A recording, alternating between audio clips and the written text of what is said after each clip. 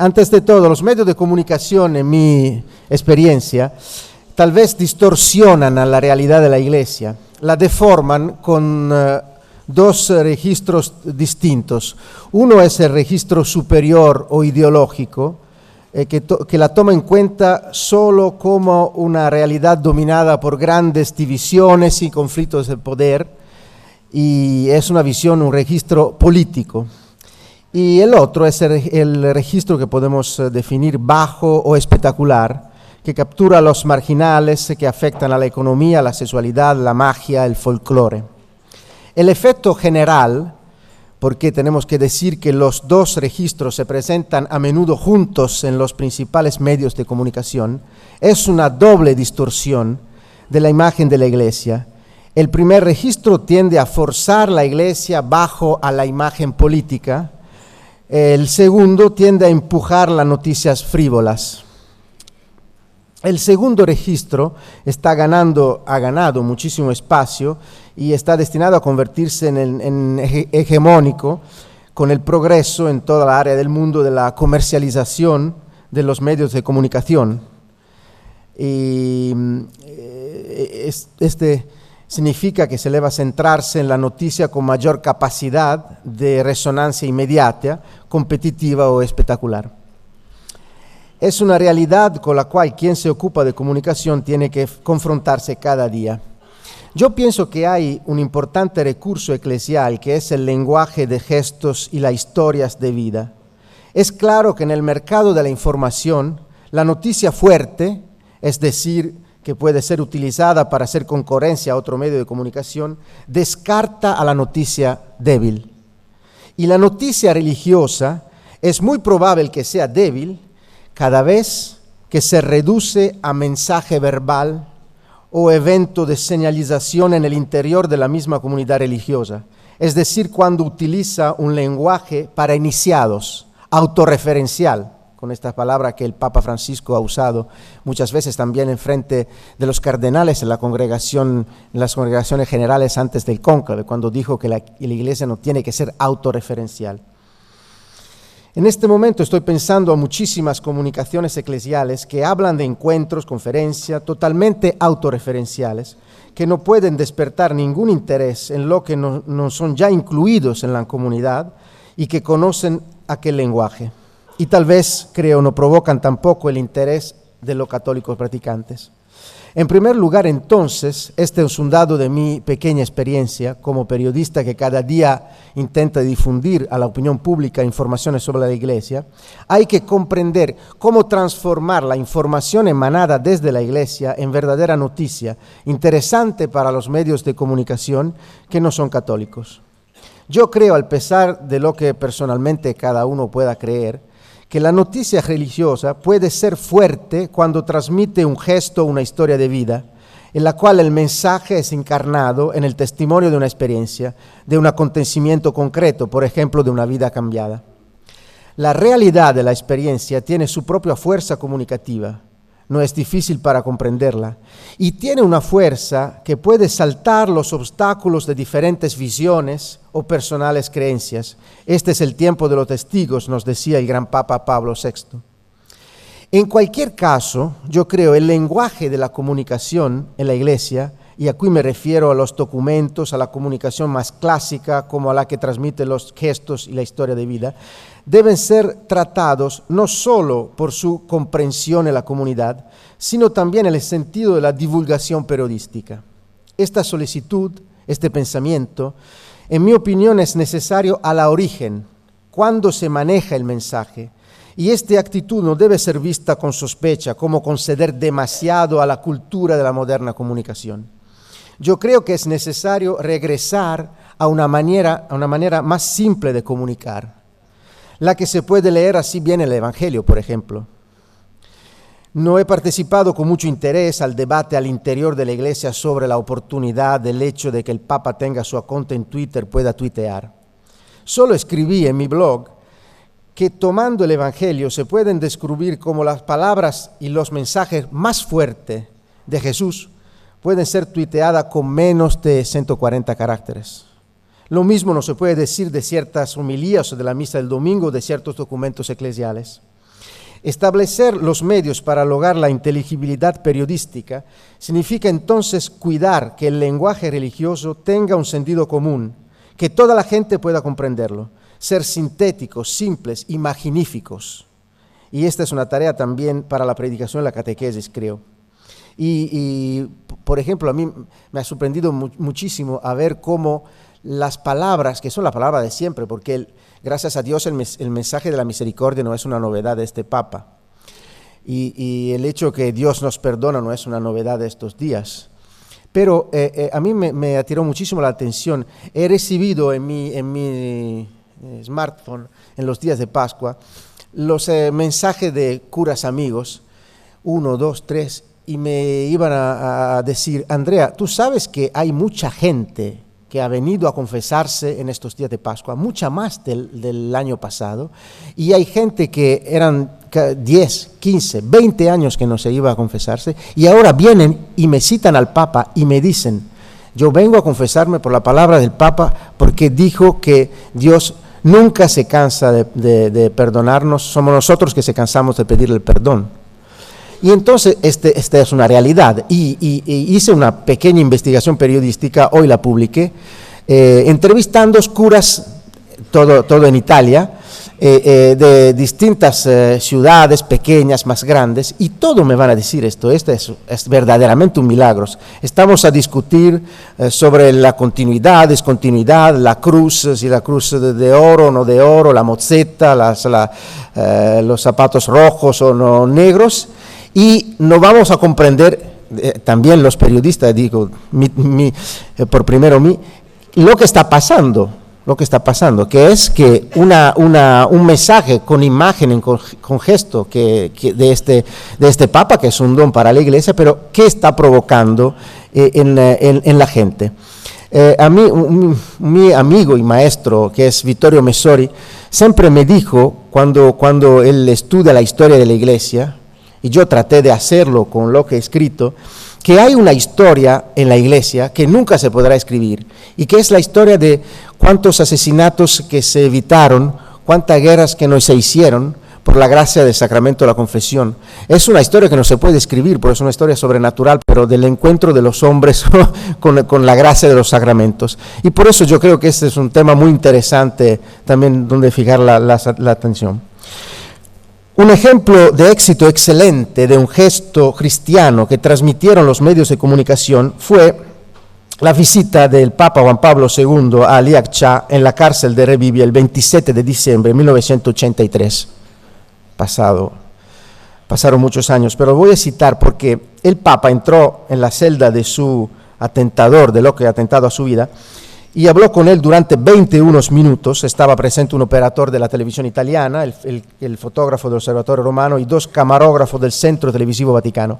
Esta es interesante, esta noticia ha tenido más de 20 veces el espacio que los periódicos y la televisión de todo el mundo habían dedicado un año antes a la encíclica del mismo Papa, Dives sin Misericordia, publicada por Juan Pablo II y encentrada al final al mismo tema, la de la misericordia. Pero es que un gesto así todo lo ha comprendido.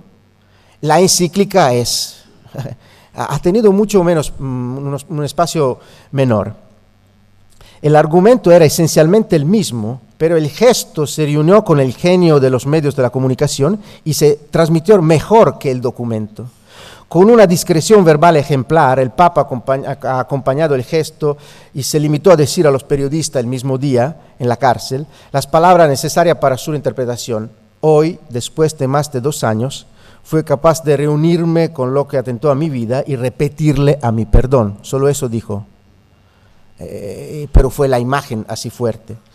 El mismo mensaje lo hemos visto el pasado diciembre, cuando también el Papa Benedicto XVI decidió de irse a la cárcel vaticana, está una cárcel vaticana, lo hemos aprendido en los últimos años, para comunicar a su antiguo camarero Paolo Gabriele que lo iba a agraciar y que habría podido regresar a su familia para Navidad. Esto pasó en diciembre del 2012. Lo que a mí me atiró muchísimo la atención, escribiendo artículos sobre este gestos y también comentarios en mi blog, fue las reacciones de personas, y también de personas creyentes, en los medios de comunicación. El arzobispo Celli antes hablaba también de sitios web que son agresivos, si se acuerdan. Bien, me atiró la atención que he leído artículos y reacciones de personas católicas que hablaron de gracia demasiado fácil, de perdón más barato. Y me parece en verdad que en nuestras sociedades, y ahora estoy hablando sobre todo de Italia, que conozco mejor, se empieza a perder el sentido, el corazón del mensaje cristiano, los fundamentos de la fe. Y por eso también el acto más cristiano que puede existir, el perdón gratuito, puede ser interpretado también por los creyentes como un acto débil, Tratando de vender a los chefes, nuestros chefes, usted sabe muy bien que el periodista tiene que buscar noticias, pero también tiene que vender a sus noticias a sus chefes, tratar que los chefes digan, bueno, esto lo vamos a publicar, o este es el problema de una venta. Y tratando de vender a los jefes de los medios de comunicación lo bueno, lo justo y lo bello, porque puedan llegar a la opinión pública, creo que el periodista tenga que hacer este trabajo que voy a simplificar en 5 puntos distintos, muy breve. Y antes de todo quiero decir que el trabajo del periodista profesional, ahora en la época y la cultura, en el mundo digital, es más importante ahora. La profesionalidad, la conocencia, la experiencia y la competencia. Porque ahora estamos en un mundo donde todos pueden buscar informaciones, pero donde se buscan buena información. Antes de todo, primer punto, conocer, y de una cierta manera creo que es importante para quien escribe de iglesia y comunica a la iglesia, respetar a la natura propia de la iglesia. No es necesario ser creyentes. Al decano de los vaticanistas italiano, Benilai, que fue un gran amigo, se supo después de la muerte del cardenal arzobispo de Génova, Giuseppe Siri, ha escrito libros y un gran vaticanista. Él no era creyente, pero siempre ha hablado con respeto de la iglesia y describiendo la iglesia de una manera, creo, buena. Entonces no es necesario ser creyentes para comunicar a la iglesia, pero conocerla sí es necesario, y conocerla por su misma natura, comprendiendo que a pesar de pecados de los hombres, antes de todo en el pueblo de Dios, que es la iglesia, y también en las jerarquías, esta realidad no es una estructura política, y el poder que ejercita es, o tendría que ser, un poder de servicio. Sin el esfuerzo de conocer la natura de la iglesia, hay el riesgo que vemos cada día en los medios de comunicación. Se juzga la realidad con esquemas preconcebidos, como gafas que nos presentan en la función de las lentes que nosotros hemos hecho y decidido el color de la realidad. Sin hacer el esfuerzo de conocer la natura de la iglesia, su historia, su enseñanza, sus ritos, no se puede comunicar bien. Me voy a decir un pequeño ejemplo de esto, que no es una broma, es verdad, es muy interesante. Lo que pasó en septiembre de 2008, el viaje del Papa Benedicto XVI a Francia, el jornal estaba, y una cobertura mediática impresionante en un país que fue católico, ahora tan laico. Todos los medios de comunicación iban tratando del Papa, mostrando imágenes del Papa, también radiocrónicas, y en la misa que el Papa celebró en la Esplanade des Invalides, fue un periodista que ha tenido la crónica radiocrónica por Radio France. Hablando de la misa, a un cierto punto dice, es estupendo, aquí está pasando algo de increíble. De un momento el Papa saludó, le dio un beso a la persona que estaban cerca de él, y toda la gente, todo el mundo se han dado la mano, se han abrazado. Un gran momento de amor, increíble, era el signo de la paz. Claro. Pero este pasó en la Radio France, como es decir que sí, claro que si tú nunca has visto una misa, no sabe que cada vez va a pasar más o menos lo mismo. No es así una noticia de una explosión de amor. Segundo, la competencia, ya lo dije, es una riqueza que los periodistas tienen que defender en un mundo como el mundo de la información de hoy, que se está volviendo a generalizar todo. Yo soy italiano, como usted sabe, pero por ejemplo no estoy interesado en el fútbol, un caso límite. y nunca lo fue. Veo apenas partidos de la selección nacional. Si mi jefe, mi editor, me va a pedir que escribiera un artículo de fútbol, un comentario de fútbol en la primera página de mi diario, mi primer pensamiento sería que se ha vuelto loco. Claro, no tengo la competencia, no lo sigo, no me gusta, no sé qué decir. Lo que pasa en contra, ahora me estoy refiriendo a la realidad que más conozco, es la del periodística italiana, pero lo que pasa en contra es que de temas religiosos todo el mundo se cree competente, capaz de presentar comentarios y sobre todo de escribir sobre eso en los diarios y en los periódicos. No pasa con ningún otro tema. Se publican cosas tan falsas sobre la religión, en particular la religión católica, que en todas otras materias no sería consentido hacerlo. Nuestra experiencia con el portal Vatican Insider que se mencionó es positiva. Es el primer sitio en Italia de un medio laico, no católico, de un diario no católico, totalmente dedicado a la información religiosas. Los vaticanistas y periodistas que lo hacen tienen diferentes formaciones y también diferentes visiones sobre la Iglesia. En este sentido es algo de verdaderamente plural, pero con la característica, por lo menos ese sería el objetivo, de fornir una información seria, bien fundada, dando toda la noticia que se tiene que dar sobre los escándalos, sobre lo que pasa, pero sin el prejuicio negativo que tal vez se encuentras en los medios de comunicación, que ven a la Iglesia y leen los acontecimientos vaticanos solo con la clave de una lucha de poder. El periodista, en mi opinión, tiene que ser capaz de hacer un cóctel razonable entre estos diferentes elementos o ingredientes. Noticias curiosas que pueden atirar la atención, aspectos que pueden tener relevancia y resonancia política, pero también el tercer ingrediente, también el fundamento principal del mensaje religioso, es decir, que es necesario tener en cuenta, por supuesto, las reglas de la información comercial y al mismo tiempo intentar nuestra personal batalla de cada día para escribir artículos que pueda comunicar y contextualizar al verdadero mensaje que la Iglesia quiere comunicar. En mi experiencia no es verdad que las personas que leen nuestros artículos o que ven la televisión sean interesadas solo en los particulares curiosos o en la interpretación políticas. Hay una gran cantidad de preguntas de sentido profundo, de preguntas sobre la fe, de preguntas sobre la realidad y del valor histórico de los evangelios de la persona de Jesucristo, por ejemplo. Y a mí me atiró mucho la atención que de todas las cosas que he escrito, demasiadas, libros que he escrito demasiados, pero los únicos dos que se han transformado a ser en programas televisivos no fueron la biografía de los papas. Fueron dos libros con la investigación periodística sobre la realidad del nacimiento de Jesús y la investigación periodística sobre la realidad de la resurrección. Lo cito solo porque tal vez nosotros pensamos que estos temas propiamente religiosos, no es religioso, que afectan al fundamento de la fe, no sean verdaderamente interesantes para las personas creyentes y que la persona que no creen. Esta es mi experiencia, es totalmente falso. Se pueden abordar, presentar, discutir y comunicar también los argumentos fundamentales de la fe. Lo que necesita es el justo lenguaje. Es claro, por ejemplo, que hablando de la historicidad de los acontecimientos evangélicos, no podemos pensar de comunicar como si fuera una conferencia de un destacado biblista, porque la gente se duerme.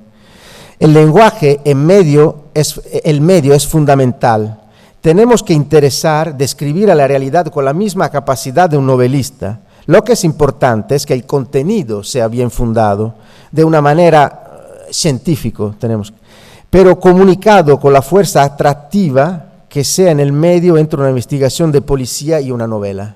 Mi experiencia con programas televisivos que hicimos en Italia en esto es muy interesante. Se puede interesar a la gente porque hoy, viviendo en una sociedad secularizada, también lo dijo muy bien el Papa Benedicto XVI viajando en Portugal en 2010,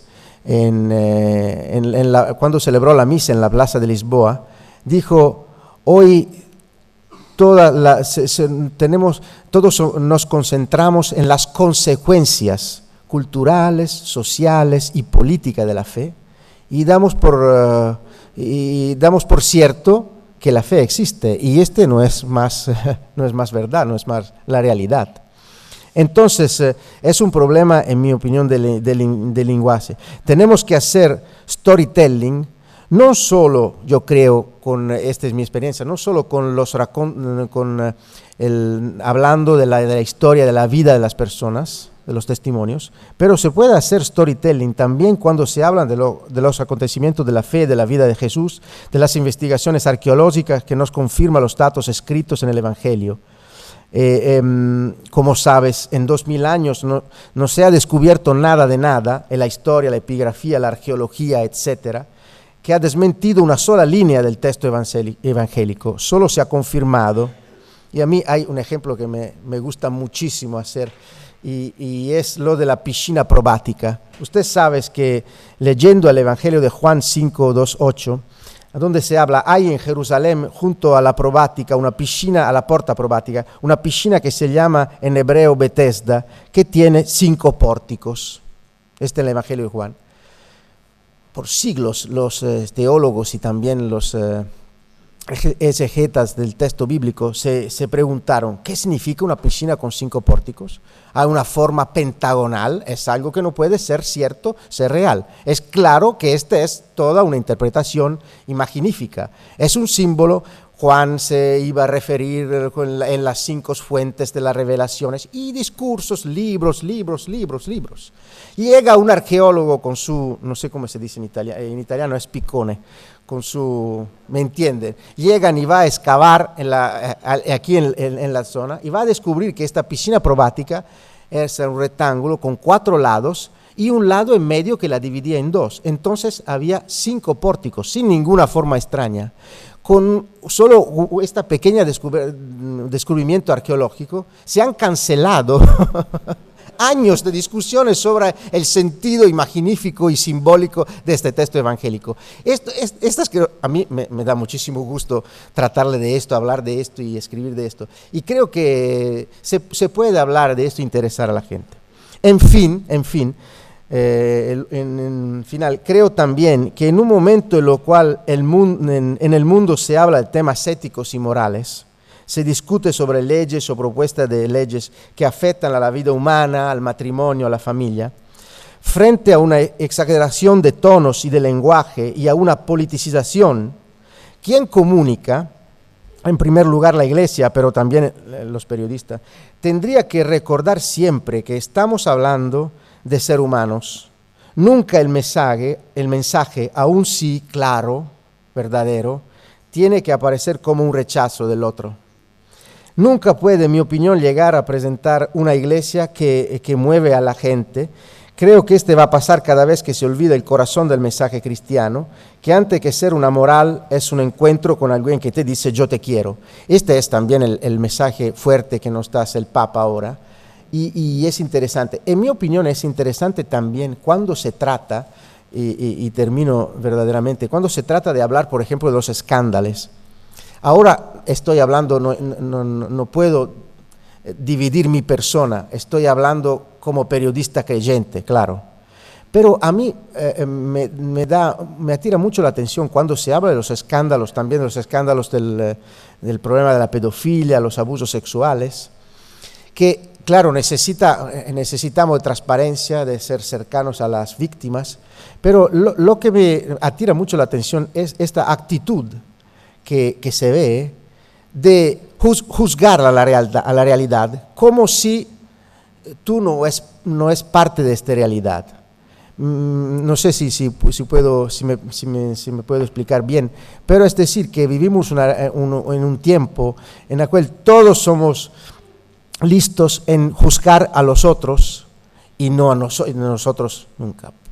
Por ejemplo, yo hago este intento de hacer cuando escribo sobre estos temas que son dolorosos, que es también un dolor para mí, porque si va a pasar algo, afortunadamente a mí no me pasó cuando fui niño, y a mí no he tenido experiencia directa de nada de esto, y afortunadamente no voy a cometer, espero, cosas así, pero es un dolor porque hablando, por ejemplo, como creyente de la iglesia, es algo que afecta a la iglesia, es algo que afecta a mi familia. Entonces, el dolor por el pecado de la iglesia es algo en mi experiencia, que permite de escribir sobre estos temas con una sencillez en frente a las personas y sobre todo sin pensar que nosotros somos los mejores y que nosotros podemos juzgar a los otros.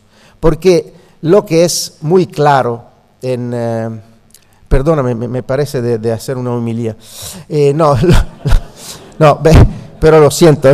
Lo que es muy claro en mi experiencia es que el genio del cristianismo, la cosa más importante del cristianismo, es que hace 2000 años, fue una persona, la única en la historia mundial que dijo de sí mismo: yo soy la vía, la verdad y la vida.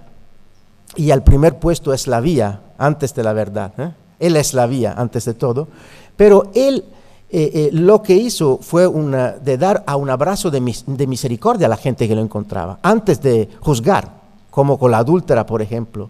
Entonces, la gente hoy quiere de ser escuchada y quiere este mismo abrazo, y la misión de la iglesia es intentar de comunicarlo desde un punto de vista como cristianos, que es que todos somos afectados por el pecado original, y entonces todos tenemos necesidad de esta misericordia. Yo creo que permita también en el trabajo periodístico, hablando de todo lo que tenemos que hablar, porque las noticias se dan todas, se tiene que hablar de esos escándalos, claro, pero hablar con este sentido de un respeto de la persona, que no es un respeto porque lo dice en la Declaración de los Derechos Humanos de la ONU o lo dicen los documentos pontificios, que es porque estamos todos en la misma nave, estamos todos en la misma...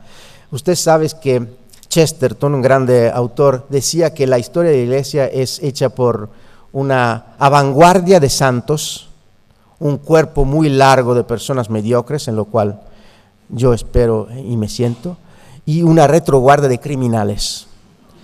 Y a empezar, no es la historia de la iglesia, es la historia del mundo. Entonces creo que intentar de comunicar eso podría ser una buena idea. No sé si he dicho algo interesante. Gracias.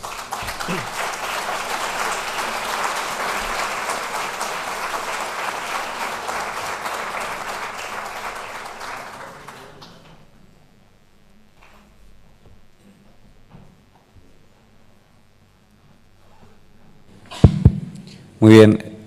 ¿Hay preguntas? Parece que las señoritas no han recibido ninguna pregunta escrita.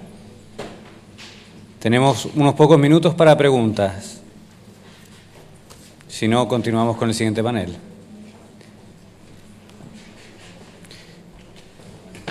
Bueno, hágala nomás. Quería consultar sobre uno de los últimos puntos de la exposición. La dificultad para un periodista creyente en el equilibrio que debe guardar o en la observancia, por un lado, de sus convicciones, de lo que para él es el sentido de la realidad, y por el otro, la información con la cual él le aporta a la sociedad. Porque esto último también tiene la distorsión de que en general se privilegia el escándalo, lo que se salta a la lógica, lo que llama la atención. Entonces no es fácil respetar los dos aspectos, y a lo mejor por su experiencia nos puede ser útil conocer algunos detalles de que en la práctica es posible lo uno y lo otro. Sí, a mí me atiró siempre mucho la atención el hecho de que el Papa Leone XIII, cuando decidió de abrir los archivos vaticanos a los estudiantes y profesores, ha dicho: la Iglesia no tiene miedo de la verdad. No tiene miedo de la verdad por su historia, y claro que no tiene que tener miedo de la verdad también ahora. Y al mismo tiempo me atiró la atención el hecho de que en el libro Entrevista La luz del mundo, el Papa Benedicto XVI, hablando de los escándalos de los abusos sexuales, dijo que, dijo, los periodistas, el mundo de la comunicación hizo escándalos, tal vez noticias no verdaderas, pero lo que tenemos que decir que han escrito porque cosas han pasado. Este es muy interesante que lo dijo el Papa, entonces es como decir que no tenemos que esconder algo de la verdad. Yo creo, personalmente, por mi experiencia, quien sigue o me lee sabe que tal vez me gusta anticipar noticias, pero si llego a ser segundo, tercero o el último en la noticia de los escándalos sexuales, soy contento. No son las noticias que me gusta más anticipar, pero claro que hay que escribir también sobre este tema. Y creo que el problema es cómo respetar a la dignidad de los seres humanos que son involucrados, todos, las víctimas y los culpables, si son culpables, describiéndolo. Ese es un pequeño drama cada vez que se afecta y que se va a escribir de cosas así.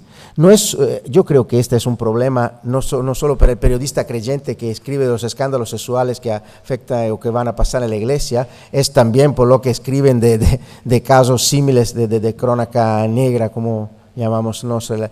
Y entonces, ¿cómo conyugar, es decir, la verdad, la realidad de la noticia por lo que se puede saber y conocer, y el respeto por los seres humanos? Y cada vez que escribo algo, llegan protestas de una parte, de otra, ¿no? Que es difícil. Y es interesante que si llegan protestas de una parte y después de otra, la vía es buena, porque si todo en protesta no...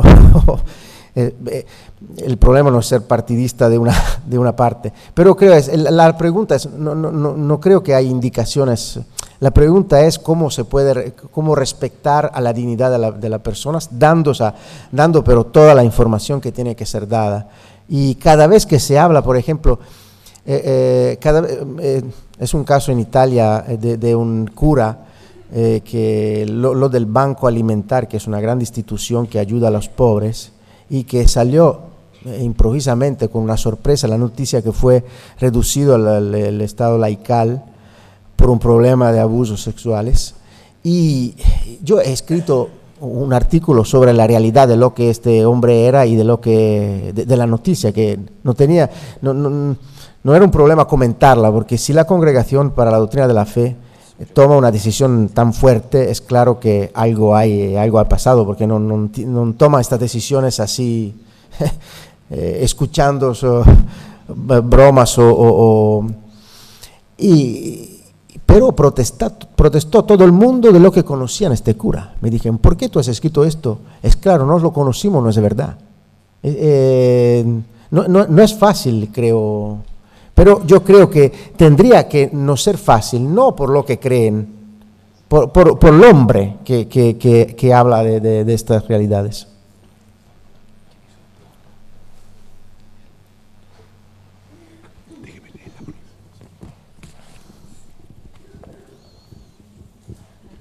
¿Ahí sí?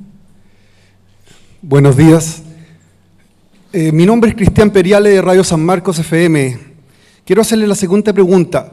¿Cómo usted cree que los encargados de los medios de comunicación llegan a audiencias no católicas? ¿Cómo debemos traducir, adaptar, filtrar el mensaje evangélico para que llegue a la problemática común de todos los seres humanos? Como puede ser tanto a los creyentes como a los no creyentes, como el sufrimiento, por ejemplo, la educación de los hijos, la familia, las relaciones de pareja, los duelos, la búsqueda incansable de la felicidad. Antes de todo, intentar de comunicar con historias de vida el mensaje, porque si antes de presentar la otra enésima protesta sobre el matrimonio de los homosexuales, tú vas a presentar ejemplos positivos de vida cambiada en el matrimonio que se dice normal, entre un hombre y una mujer.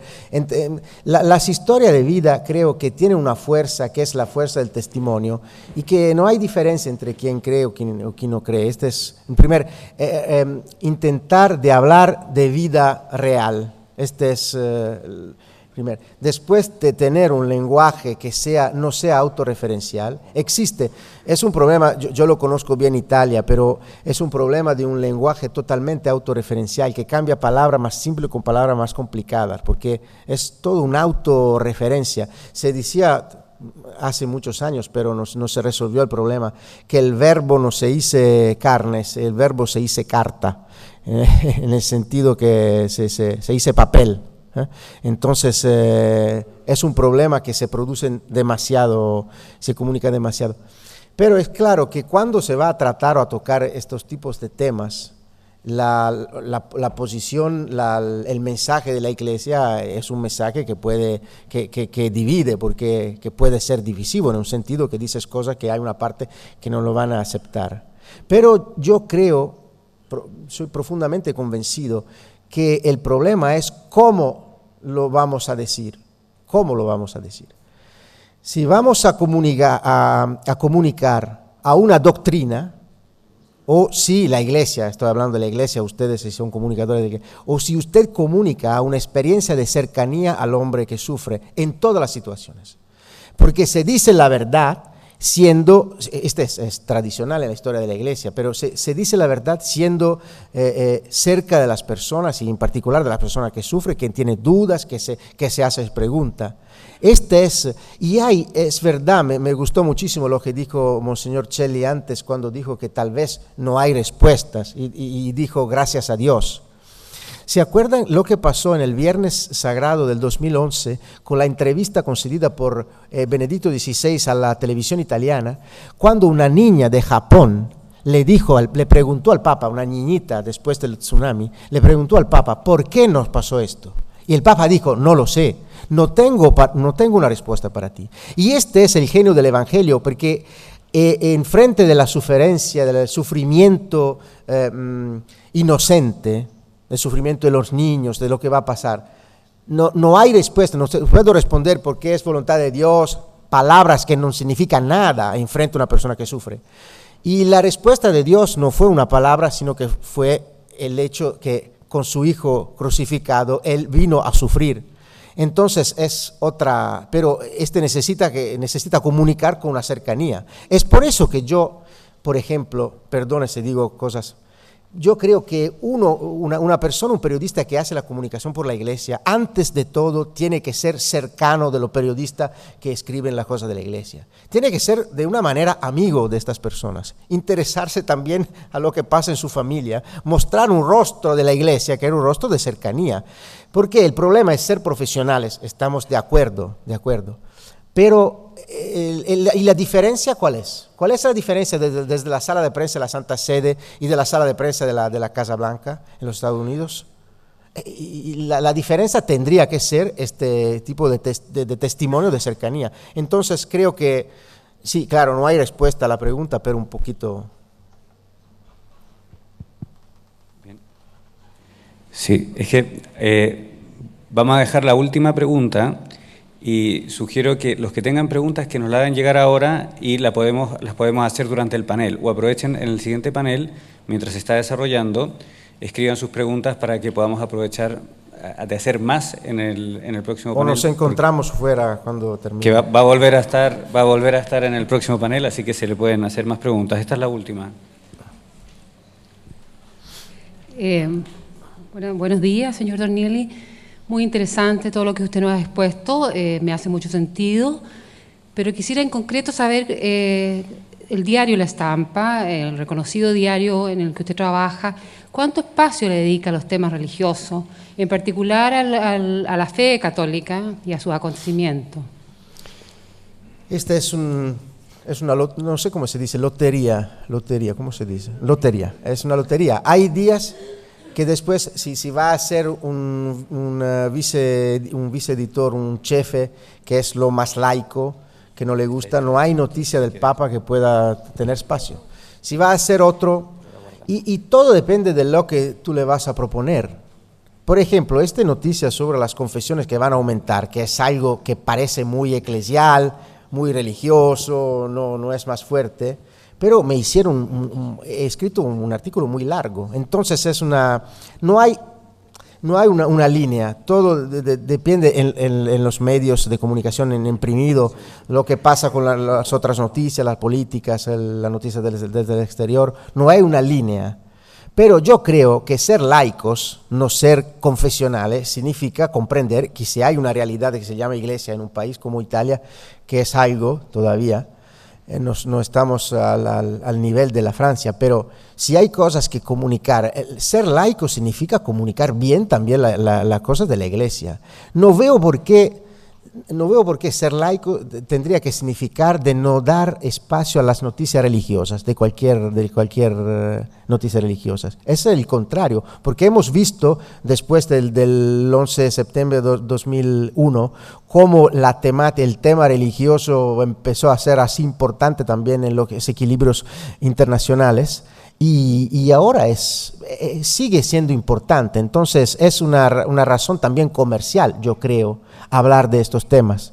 Y si se van a ver los artículos que más interesan, se puede ver que son los artículos que hablan de la Virgen de Lourdes, de unos milagros, de unos santuarios, de cosas que comúnmente una inteligencia periodística piensa, estas son devociones que no le interesan a la gente.